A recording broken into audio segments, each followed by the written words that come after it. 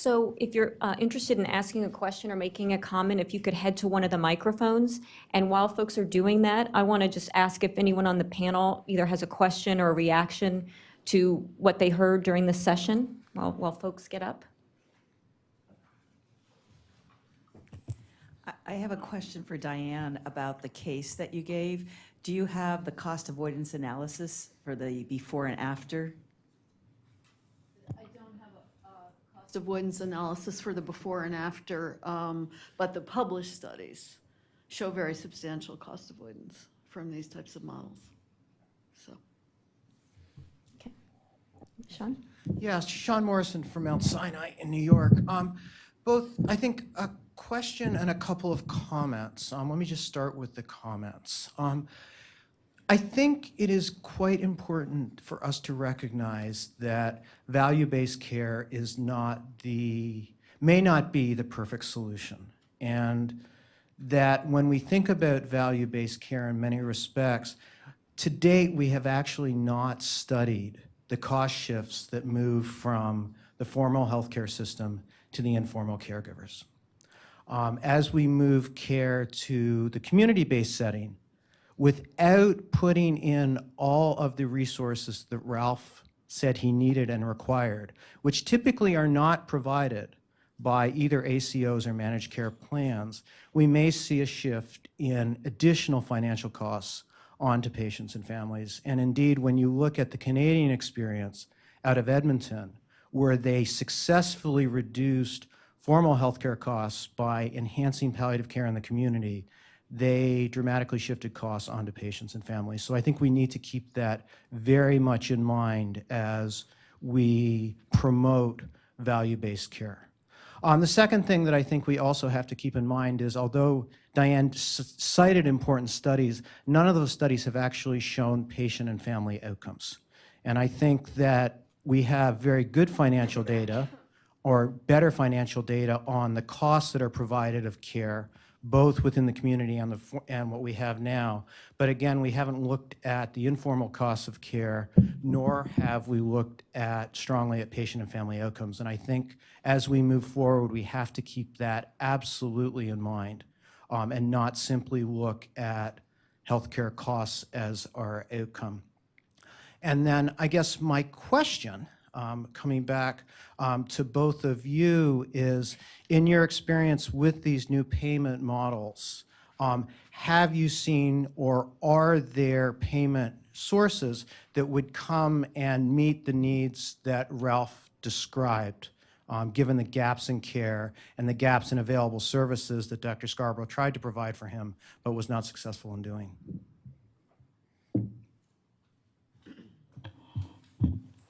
I think those are good points. I think the short answer is we don't really know yet. I think in the context of ACOs, there are some descriptive analyses and descriptive,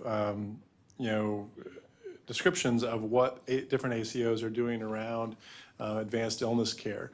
But there aren't yet quantitative studies showing more broadly what the impact of what ACOs are doing in this area, what the impact has been on overall costs in the formal setting, let alone the informal and formal, unpaid and paid services. Hayden and I are involved in some analyses looking at this now.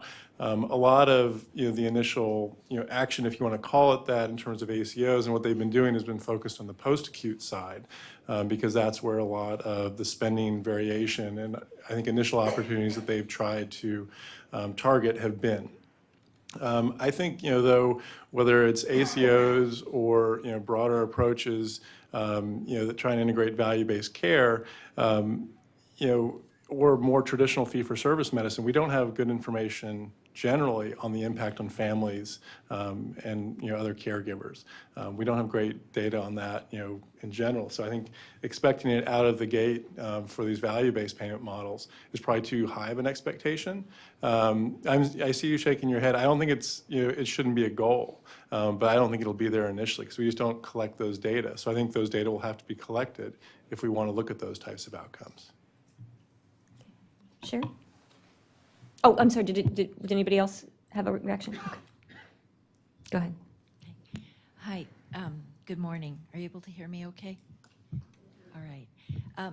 Well, thank you for the presentations and for the thought-provoking stories.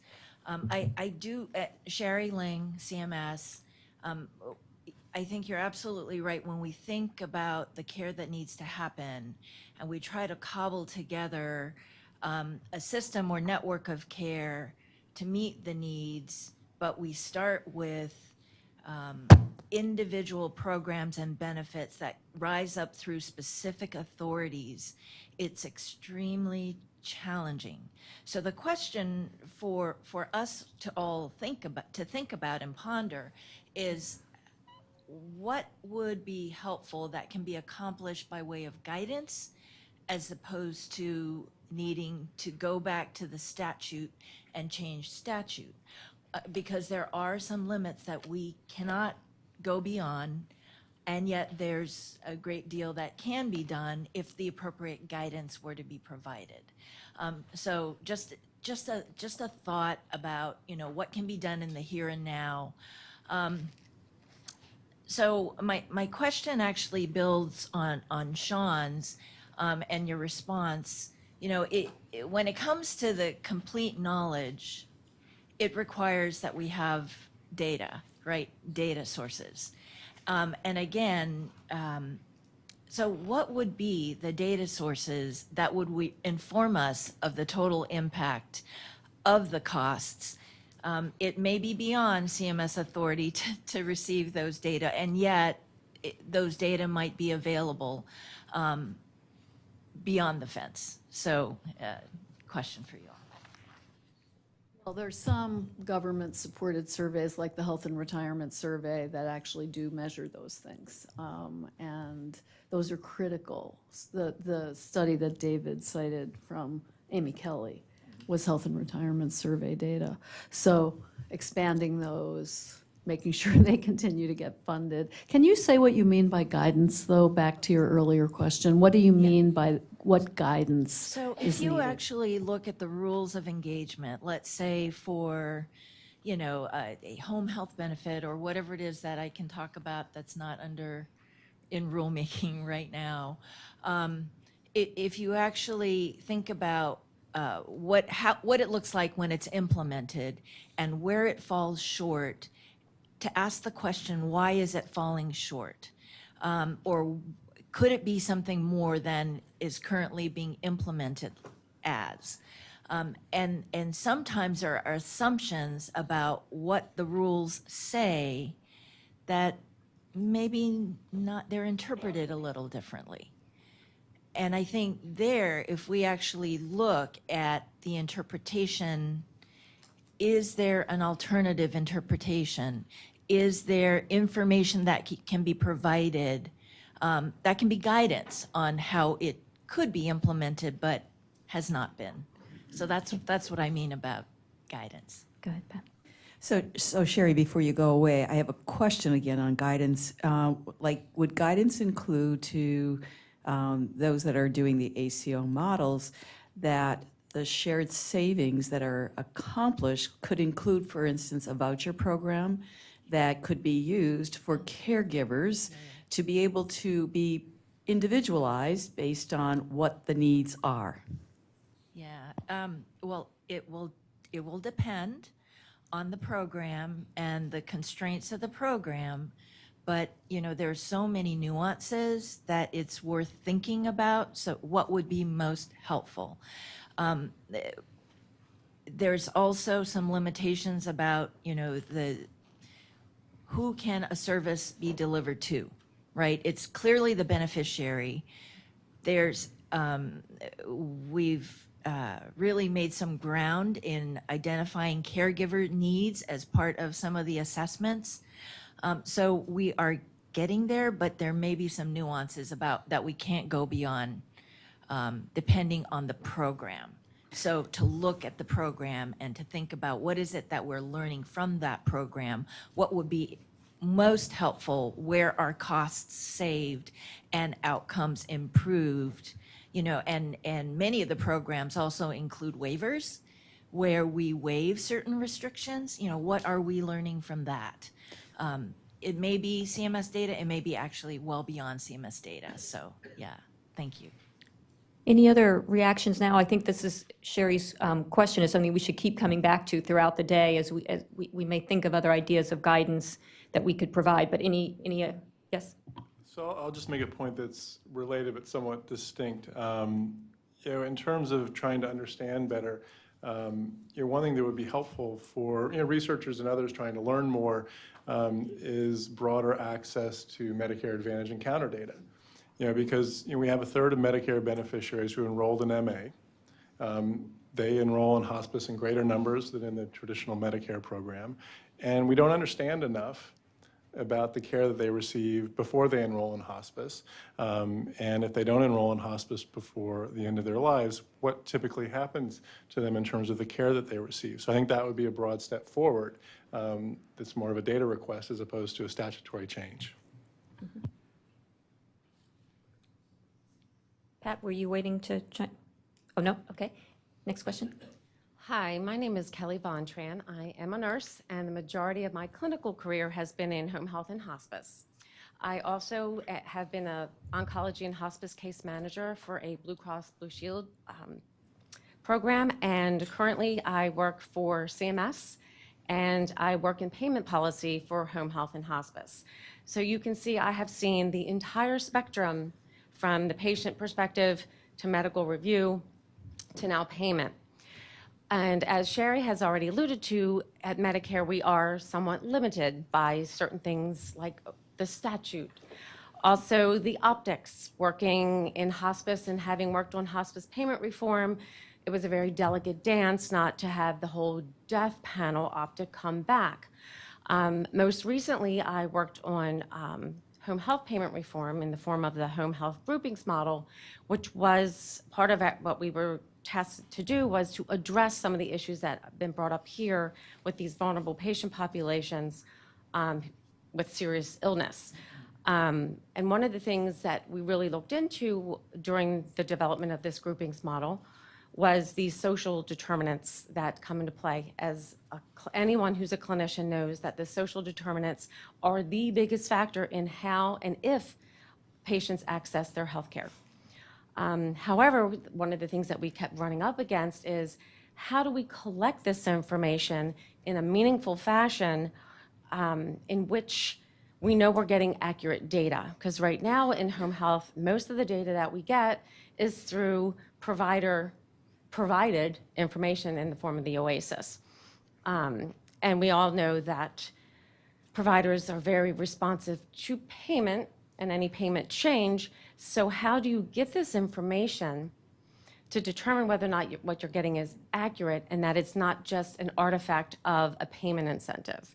So I know you may not have the answer to that easily, but that's something definitely that we ask for all the time in rulemaking. And as an FYI, the groupings model was not finalized in our rule that came out in the beginning of November, but all the information is out there publicly. So just some food for thought is how do we get that information that we know is so important so that this kind of care can be provided to patients without draining the Medicare trust funds, because we are tasked with trying to be financial stewards and protect it for not only ourselves, but for future generations. So if you have any suggestions, we're always willing to hear it. Thanks. Great, thank you. Judy, ready? Hi, thank you. I'm Judy Paris with Social Work, Hospice, and Palliative Care Network, and I appreciate, Ralph, your sharing your stories with us. It's really very heart-wrenching to hear what you and your wife had to go through. I'd like to take this opportunity to hear the panel's thoughts on something that David reminded me of. He said he comes to looking at serious illness by being a long-term care researcher, which we now call long-term services and supports. And if we look at Diane's last slide, where she's talking about the needs and the palliative care efforts that were put into transportation, meals, grab bars, there is a body of research that exists out there, and we have programs currently running now, Independence at Home, house, not just the house calls, but money follows the person, housing with services, which is a big area in long-term services and support research. I'm wondering about the panel's thoughts on how we can pull from these two bodies to help them work better together. I'll speak to a little bit to this, and others can jump in. I mean, one of the things, as some comments have been made that I've been thinking of is the Chronic Care Act, which is obviously passed the Senate, which might come up during the lunchtime conversation today. It incorporates greater flexibility. It has an expansion of the Independence at Home project because, my perspective on some of these things is that, it's impossible and counterproductive to divide people's needs into acute, post-acute, end of life, long-term services and supports. They're all connected, yet we have these fragmented, payment approaches. And I hope that, because of evidence, and whether it's the Independence at Home project or other initiatives, housing with services that have shown good gains, but, with limited programs, that they can be experimented with more broadly. Not surprisingly, payers, are hesitant to expand services that they know many people want and need. They see the data. They try to interpret it as best they can. And I think the key is targeting it effectively. And I think that is some of what the Chronic Care Act allows providers to try and do, is target those services to people with particular conditions and see what type of impact they can have. So. Anyone else? Okay, next question. I think she was waiting longer. You want to go first? Sure. My name is Theresa Lee. I'm with the VNA Health Group, and we're actually a provider of both Medicare home health, Medicare hospice. We have a visiting physician service that does palliative care, home-based palliative care. One of the things that I wanted to just put out there is that I think that Sherry Ling's point was incredible. I absolutely agree. I think we need to look at opportunities that might be regulatory in nature and maybe guidance related. I think there's been a ton of progress at CMS in the Innovation Center. We're part of the Medicare Care Choices model. Our visiting physician service is part of CPC Plus, which we think is a really great program, and it's definitely going in the right direction. But there are still regulatory barriers that we see, especially in home health and hospice, to really being able to connect the dots. So for example, and I'm not sure if this is guidance, it might be regulation, it could be a barrier in law, but for in-home hospice, there is a respite benefit. But in order for patients and caregivers to take advantage of the respite benefit in hospice, the patient has to be transferred to a skilled nursing facility or an acute care hospital. We, as Medicare hospice providers, are not allowed to provide, for example, 24-hour home health aid services just to be able to keep the patient at home, despite the fact that respite is part of the benefit. And it may be a matter of interpretation, but I think that that's just one example of something that might be addressed through guidance. And I would love to see this workshop yield sort of a list of comprehensive recommendations that one might be able to analyze as to whether it's a regulatory or guidance issue versus a legislative issue, so that we can figure out what could we maybe address in the near term with the administration versus what we might need to address through legislation. It's a great point. Hi, I'm Jane Tilley with the Administration for Community Living, and it strikes me that, can people hear me? Okay. It strikes me that the unit of analysis for some cost analyses around these additional benefits might actually not just be the beneficiary's cost, but the beneficiary and the caregiver's costs. And I'm struck by Ralph's story, the one we heard about Bernard. I have a family experience, another husband taking care of his wife with dementia. I'm quite convinced he died as a result of his caregiving. It was just total system failure. And they lived in France where there is a home care benefit. So it's not just a question of finances, it's a question of helping people understand what the benefits are and helping them realize that maybe it's helpful to them to have them in the home. but I know, but we're talking about financing, and I would almost be very certain that the costs would be lower, the healthcare costs would be lower for the family caregiver if one's available, if their loved one is actually not up 24 hours a day, not going in and out of the hospital. So it's just a thought. David? I'd just like to make a point. I mean, first of all, I'd second Diane's point earlier about, survey data, are the best we have in trying to track these, whether it's the Health and Retirement Survey, the National Health and Aging Trend Survey, or other survey instruments to track this, since we can't do it obviously through administrative data. In terms of, the impact of, providing this care on caregivers and their families, though, I think it's an unspoken truth that actually gets talked about a lot, but it's in long-term care, where again I kind of came from, long-term services and supports. I use that older term sometimes. It is necessary to rely on family, friends, and others to provide that care, because government policymakers, if they didn't have that, it would be astronomical what the cost would be. And so it's very much acknowledged, and it's in fact relied on. And I don't think it's any different here. I think it really is what supports the system, not the formal caregiving alone. Hi, my name's Jean Chirico. I'm from Rochester, New York, and I also work for a hospice and a home care agency. And I'll be sharing a little bit more about this when I have a chance to talk about our pediatric program. But I'm a bit radical when it comes to being in a crowd of people who may not agree with this. But when you have systems that are so large and you build funding streams called ACOs that feed the beast, they feed the system that must keep itself going. There is a tremendous loss in terms of community-based organizations. And my challenge to myself has always been, how do we get the collaboration and the network of community-based organizations so that funds can start there and funnel to the needed service, instead of starting at the most acute level and funneling down where it barely trickles.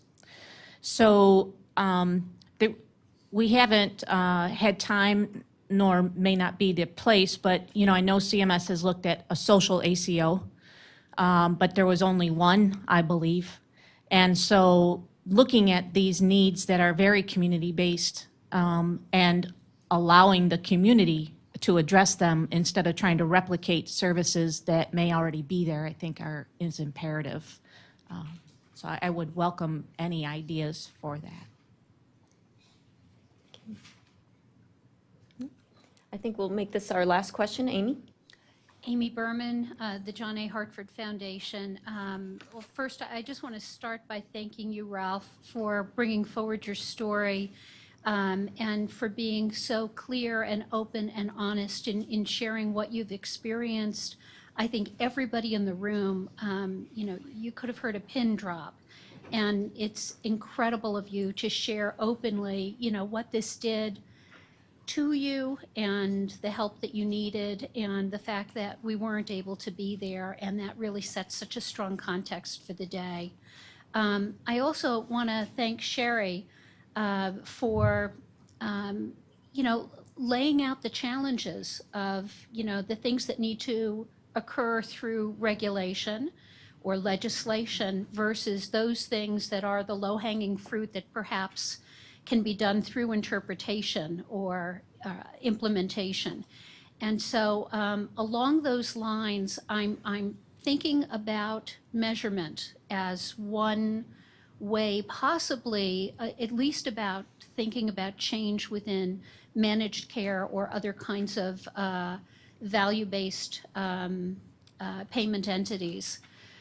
One thing to think about might be even balance measures. So I'm just wondering that if we were to think about measuring things like reconstitution of social supports and services prior to discharge, you know, how do you measure that within a plan? Is a plan effective? Does it think about those things? We have lots of conversation about observation stays and the fact that that makes people ineligible for a whole host of services or ends up with a $30,000 rehabilitation bill. You know, that's probably why you had that $30,000 rehabilitation bill, I'm assuming.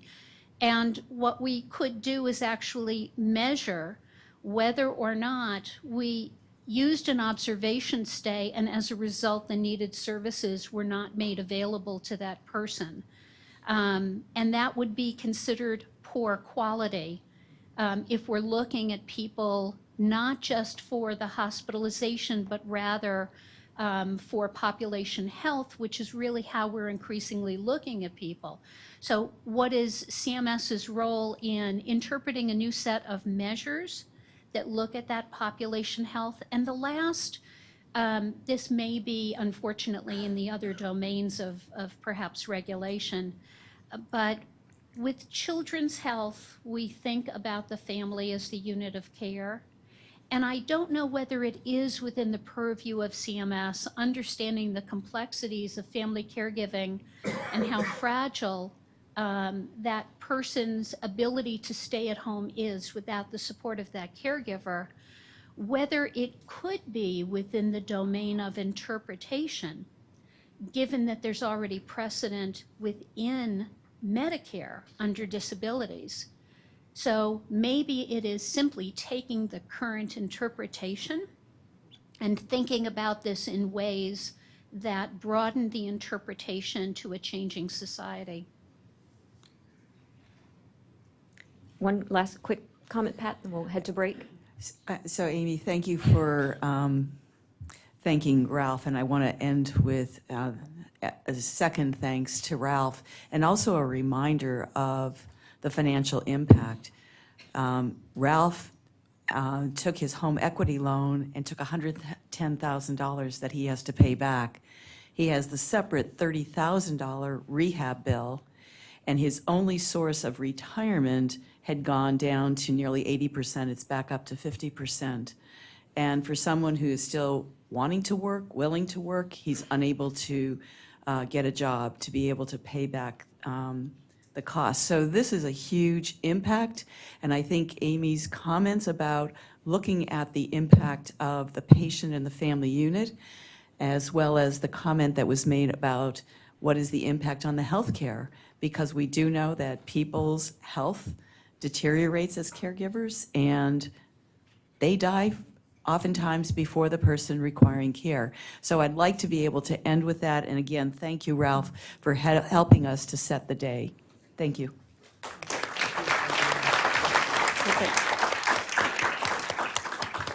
So we'll start again at 10:30, and thanks so much to all of our panelists today.